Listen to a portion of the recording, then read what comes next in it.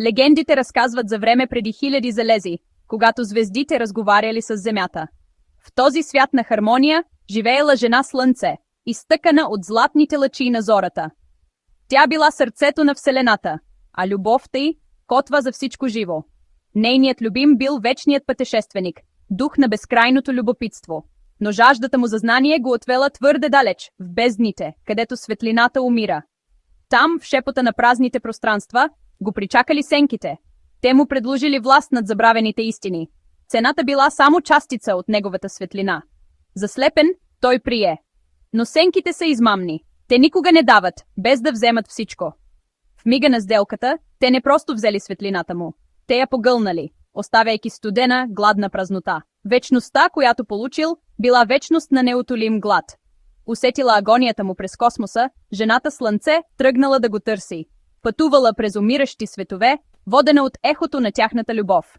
Когато го намерила, той бил само призрак. Без колебание, тя му дала част от своята божествена светлина, скъсала парче от душата си, за да го спаси. Но мракът вече бил пуснал корени в него, като паразит, вечно гладен. Вековете се превърнали в прах. В безброй животи те се намирали отново, но всяка среща била белязана от трагедия. Воден от празнотата в себе си, той я търсел, привлечен от нейната светлина. И когато я срещнал в това време, сред древни руини, той протегнал ръце. Но в очите му нямало любов, а само хищнически глад. Не искал да прегърне, а да вземе. И тогава, с разкъсваща сърцето и болка, тя взела своето решение. Разбрала, че давайки му светлина, тя само подхранвала мрака. Затова този път нямало да му даде нищо.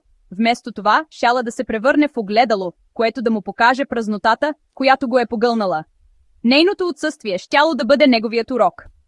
И така, от нейната скръб и мъдростта на земята се родила нова сила – пазителката на паметта. Дете, родено не от плът, а от същността на звездите и душата на планетата. Нейната мисия не била да се бори с мрака, а да съхрани истината, да бъде жив летопис на света преди лъжата на сенките.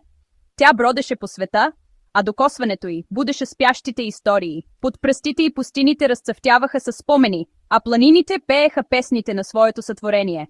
Но там, където паметта се пробуждала, сенките я следвали, за да глушат миналото и да превърнат своята измама в единствена реалност.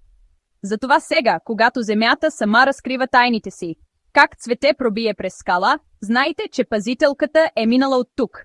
Тя оставя пътека от чудеса.